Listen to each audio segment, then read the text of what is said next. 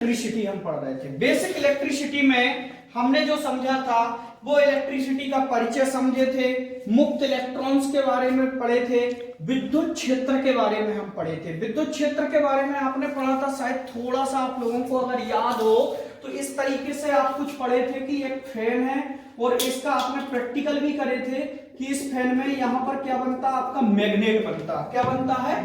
Magnet बनता है। इसको आपने पढ़े थे और मैंने आपको प्रैक्टिकली तरीके से भी आप लोगों को मैंने पढ़ाया था कि मैग्नेट किस प्रकार से इलेक्ट्रिसिटी प्रदान करता है या किस प्रकार से मतलब आपकी यहाँ पर इलेक्ट्रिसिटी आती है, जब मैग्नेट में आती है तो वो किस तरीके से आपकी वर्क करती है।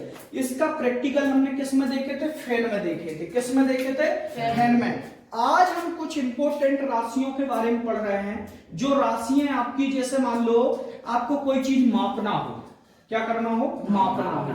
मान लो आपको क्या मापना, उदाहरण के तौर पे मैं आपसे पूछूं कि आपको शक्कर लेने जाना है, ठीक है? तो आप जब शक्कर लेने जाते हो तो काय में लेने जाते हो? केजी में। केजी में लेने जाते हो। शक्कर क्या हो गई? एक आपकी राशि हो गई। अब उसको आप लेने गए किस में गए? केजी में। केजी में आपने लिया। आपकी दूध एक क्या हो गई? राशि हो गई। उसको जब आप लेने गए तो काय में गए? लीटर में। गए कि नहीं गए? पेट्रोल, डीजल, ये सब अलग अलग चीजों से लिए जाते हैं। वैसे ही इलेक्ट्रिसिटी में कुछ माप होती है। क्या होती है? माप। अब माप मतलब ये हो गया कि इलेक्ट्रिसिटी में बहुत सारी चीजें ऐसी होती हैं जिनको हमको मतलब कोई चीज की गणना करना है या कोई चीज करने के लिए हमारे पास ऑप्शन आया कि मतलब इस चीज को करना है। अब उसको करने के लिए भी आपको क्या चाहिए? माप करना पड़ेगी उसकी। जैसे पहला है आपका करंट। क्या है? करंट। ये किस में होता है? इलेक्ट्रिसिटी में होता है।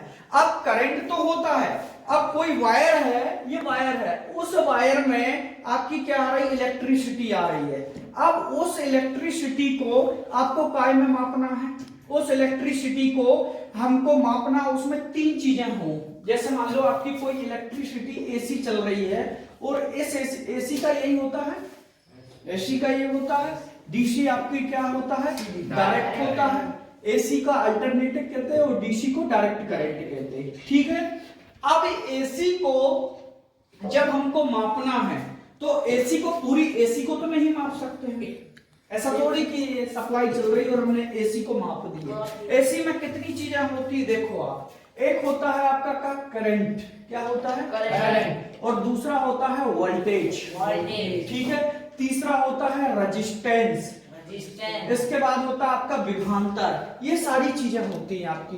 अब करंट, रेजिस्टेंस, वोल्टेज, विभवांतर, इन चीजों को मापने के लिए आपकी कुछ राशि भी होती है। कैसे मापा जाता है? अब इनमें आपकी पूरी चीजों को मिलाकर तो एसी बना है, लेकिन इन पूरी चीजों में आपका जो रहेगा, जैसे आपको सिर्फ किसको मापना? करंट को मापना। किसको मापना है? करंट को। तो करंट को मापने के लिए आपकी किसकी जरूरत पड़ेगी? आपको यहां पर देखो, करंट को मापने के लिए आपको किसकी जरूरत पड़ेगी? अमीटर की। किसकी जरूरत पड़ेगी? अमीटर की। करंट एक आपकी इकाई है, उसका नाम है मात्रा। क्या होता है? मात्रा है। उसको किसके द्वारा मापते हैं? यूनिट उसकी क्या है? एम्पियर। वैसे ही सेकंड आपका क्या है? दबाव। क्या है? दबाव।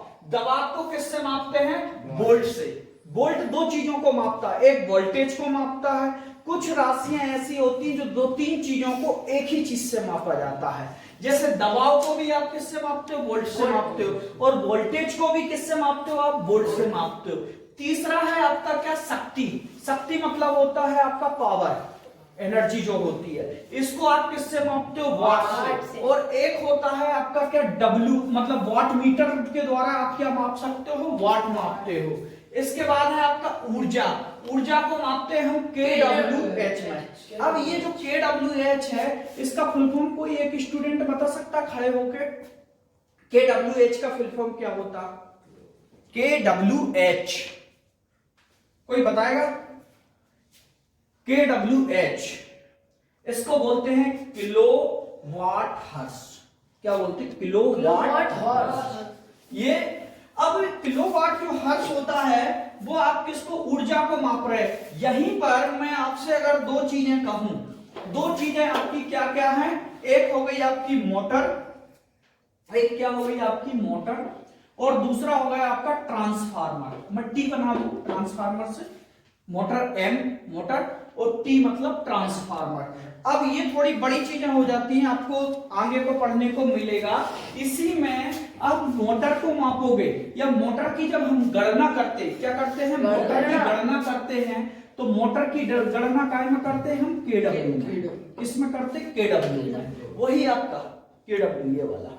अब एच क्यों नहीं लगाया, एच इसलिए नहीं लगाया क्योंकि वो आपकी एसी मोटर है। अगर KWH में लगा देता तो वो बैटरी की क्षमता मापने लगता, डीसी की बात हो जाती है हमारी। तो अभी हमारी जो मोटर की जो क्षमता माप रहा है वो हम किस में मापते हैं, KW में। अब यहीं पर आपका अगर ट्रांसफार्मर है, क्या है, ट्रांसफार्मर, तो आप ट्रांसफार्मर को काय में मापते हो, किलो वोल्ट एम्पियर। इसमें ट्रांसफार्मर को मापते हैं, किस में मापते हैं, kilo volt ampere, kilo volt ampere KVA। इसमें ट्रांसफार्मर की रेटिंग मापी जाती है, क्या मापी जाती है, रेटिंग। ट्रांसफार्मर की रेटिंग KVA में मापते हैं और मोटर की KW में मापते हैं, दोनों की अलग अलग होती हैं। वैसे ही इस चीज के बारे में आपको जानकारी दी गई।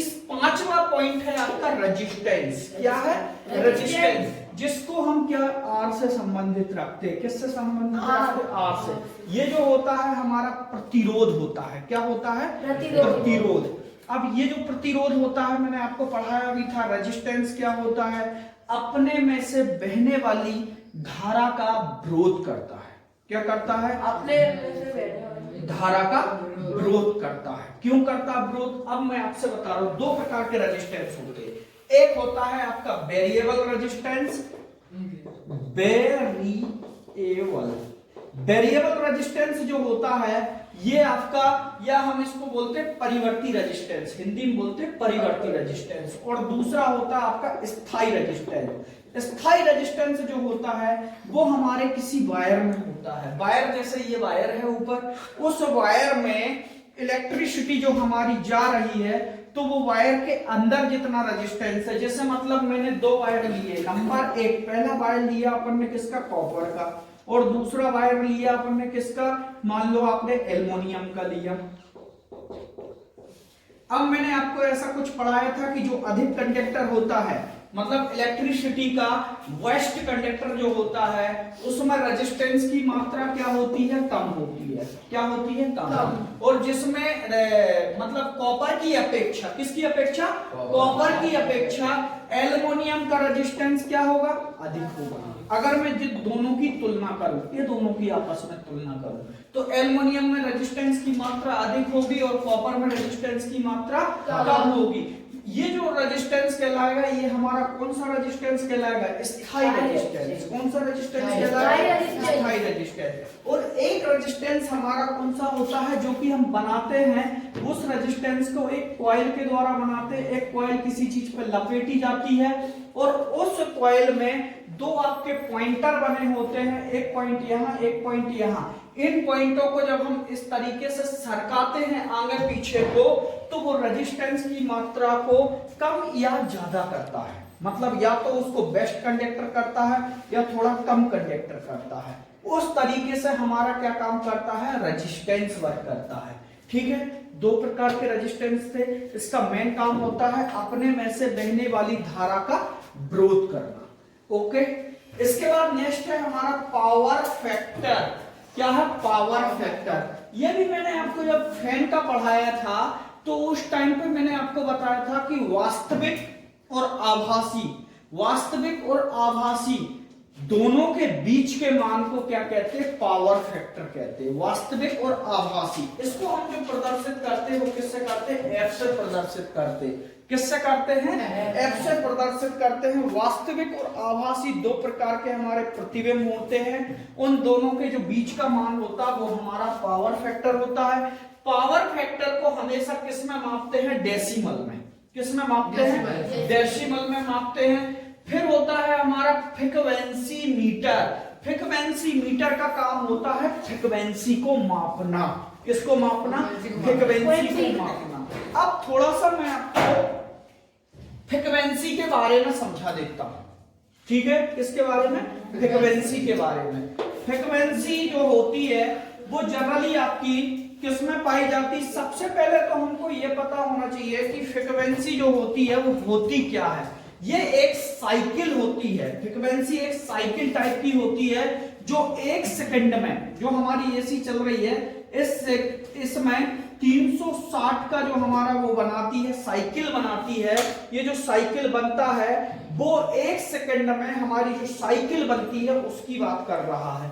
अगर मैं यहीं पर बोलूं कि डीसी में फ्रीक्वेंसी होती क्या, तो नहीं होती। डीसी में फ्रीक्वेंसी नहीं पाई जाती। सिर्फ फ्रीक्वेंसी जो होती है वो किसमें होती है?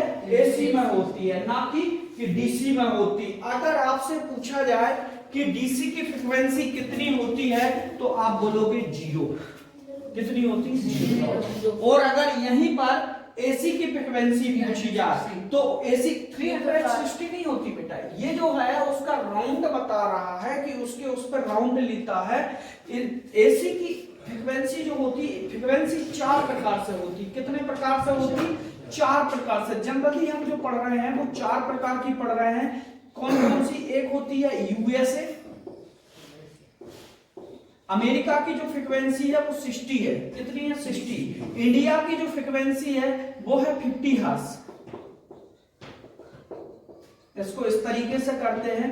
बाकी जो यूनान तरफ के देश हैं, यूनान तरफ के देश हैं, उनकी होती है 25। चाइना की जो है वो 75 के आसपास है। जितनी आपकी फ्रीक्वेंसी अधिक होगी उतना कम वोल्टेज पर वो इंस्ट्रूमेंट रन करेगा, उतना ही कम वोल्टेज की जरूरत पड़ती है।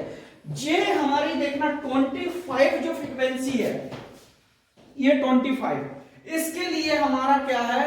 वोल्टेज में अलग अलग सिस्टम होता है। आपने देखा होगा कि जनरली जो चाइना का जो 75 जो फ्रीक्वेंसी है चाइना की, उसकी जो चीजें बनी होती चाइना की, तो वो इतनी ऊपर फ्रीक्वेंसी रखता है जिससे उसके जो चाइनीज चीजें होती हैं वो देखना बहुत कम वोल्टेज पर, काफी कम वोल्टेज पर आपके वो क्या होते हैं? चालू हो जाते हैं। जैसे कोई उनके लाइट हो या कोई इंस्ट्रूमेंट हो या कोई मतलब आपके फैन वगैरह बना के रखे हो उनने, या कोई भी अन्य चीज बना के रखा हो, वो चीजें आपकी काफी चीजें ऐसी होती हैं कि कम से कम वोल्टेज पर या कम से कम करंट पर वो चीज क्या हो जाती है? उतनी ही क्षमता से वह चीज चालू हो जाती है। क्यों हो जाती है वह चीज चालू? क्योंकि उसकी फ्रीक्वेंसी जो होती है वो बहुत ज्यादा होती है, और जब फ्रीक्वेंसी ज्यादा होती है तो वोल्टेज का मान कम हो जाता है, और वोल्टेज का मान अधिक होता है तो फ्रीक्वेंसी का मान भी उसके साथ क्या हो जाता है? जब फ्रीक्वेंसी अधिक होती तो वोल्टेज कम होता है। फ्रीक्वेंसी अधिक, वोल्टेज आपका HZ अधिक होगा तो वोल्टेज आपका क्या होगा? कम होगा। क्लियर? और जब आपका फ्रीक्वेंसी मतलब फ्रीक्वेंसी कम होगी, फ्रीक्वेंसी आपकी कम होगी तो वोल्टेज आपका अधिक होगा। एक दूसरे के उल्टे चलते हैं हमेशा। तो आपकी जब फ्रीक्वेंसी जिस तरीके से आपकी बढ़ जाती है उस तरीके से आपका वोल्टेज का मान आपका क्या हो जाता है? कम जाता है। इंडिया की जो फ्रीक्वेंसी है वो कितनी है? 50 हर्ट्ज। जब इंडिया की जो फ्रीक्वेंसी है वो कितनी है? 50 हर्ट्ज। अब इसको मापने के लिए आपको किसकी जरूरत पड़ेगी? जो फ्रीक्वेंसी हमारा है उसको मापने के लिए हमको किसकी जरूरत पड़ेगी? हर्ट्ज में मापी जाती है फ्रीक्वेंसी, मीटर के द्वारा, और किस में मापी जाती है? हर्ट्ज में मापी जाती है। इसके बाद है वोल्टेज। क्या है? वोल्टेज, जिसको हम किससे? V से दर्शाते हैं। इसको किसके द्वारा मापा जाता है? वोल्ट के द्वारा। देखो, एक दबाव को वोल्ट से माप रहे हो और दूसरा आप किसको माप रहे हो? वोल्टेज को माप रहे हो। वोल्टेज को भी किससे माप रहे हो? वोल्ट के द्वारा माप रहे हैं। दोनों चीजों का आया। इसके बाद आप नोट्स करते जाइए, नोट करते जाना आप लोग। इसके बाद है आपका कैपिटेंस। क्या है? कैपिटेंस। कैपिटेंस जो होता है वो आपका किसमें? विद्युत मात्रा में आपका। इसके बाद 9वें नंबर पर है विद्युत मात्रा। विद्युत मात्रा को मापा जाता कूलम्ब में। किसमें मापा जाता? कूलम्ब में। इसके बाद होता है कैपिटेंस। कैपिटेंस ये अक्सर पेपर में पूछा जाता है, ये इंटरव्यू में भी बहुत पूछते हैं, पेपर में भी पूछते हैं कैपिटेंस की इकाई क्या है, तो आप कैपिटेंस को मापते हो फेरेड में। किसमें मापते हो? फेरेड में। इंडक्टेंस को हेनरी में मापते हैं। यहाँ है आपका, मैंने एम लिख दिया है, इसको बोलते हैं मैग्नेटिक फील्ड, आपका चुंबकीय फ्लक्स जो होता है वो वेबल में मापते हैं। पावर को जो है वो जूल में मापते हैं, जूल से जिसको बोलते हैं प्रकाशीय कैंडला में मापा जाता है। प्रकाशीय मतलब आपका जो लाइट जल रहा है। अब आपका कोई लाइट अगर आपका जल रहा है और उस लाइट को अगर मुझे मापना है, आपका मान लो एक आपका बल्ब है, इस बल्ब में जो रोशनी हो रही है, यहां पर मुझे वोल्टेज मापना है तो मैं वोल्टमीटर का यूज कर लूंगा। करंट मापना तो मैं अमीटर का यूज कर लूंगा। वोल्टमीटर ध्यान रखना हमेशा कौन से क्रम में लगता है? पैरेलल में, पैरेलल में लगता है। अमीटर जो लगता है वो आपका सीरीज में लगता है, जिसको हम श्रेणी कहते हैं, श्रेणी बोलते हैं, हिंदी में हम इसको श्रेणी कहते हैं। और आपका पैरेलल को हम समांतर क्रम कहते हैं, समांतर क्रम।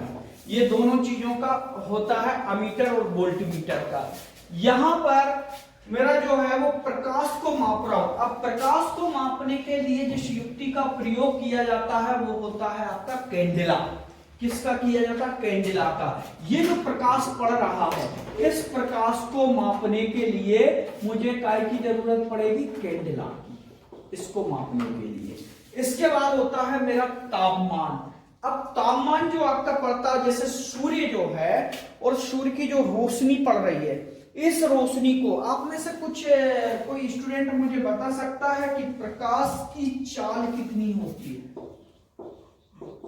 प्रकाश की चाल कितनी होती है?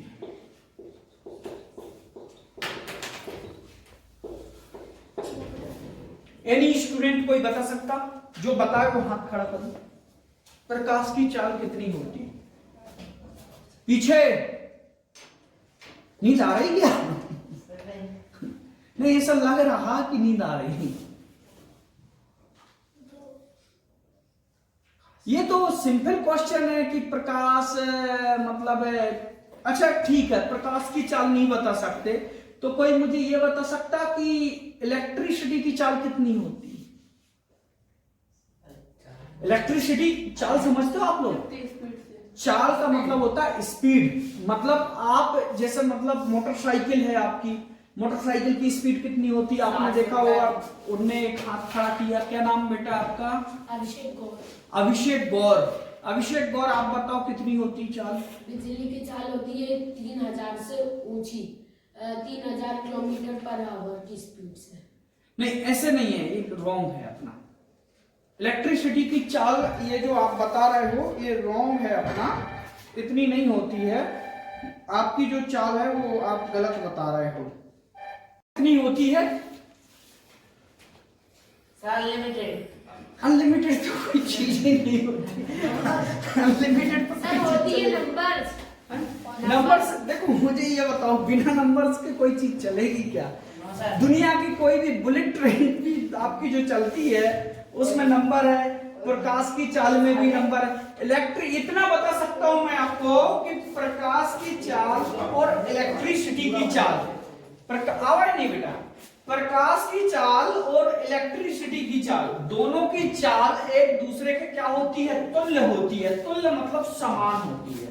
जो जितनी चाल प्रकाश की होती है उतनी ही चाल इलेक्ट्रिसिटी की होती है, दोनों की सेम होती है। दूसरी चीज, कोई ये बता सकता है मुझे कि ऊपर से, मतलब ऊपर से जहां से प्रकाश आता है उसको पृथ्वी तक पहुंचने में कितना समय लगता है?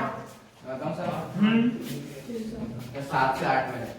नहीं, ऐसे अपन को ये नहीं बोलना है कि हम अंदाजन कह रहे थे 80 की स्पीड पर 7 से 8 मिनट नहीं लगता। परफेक्ट टाइम है उसका, परफेक्ट टाइम है। 6 मिनट।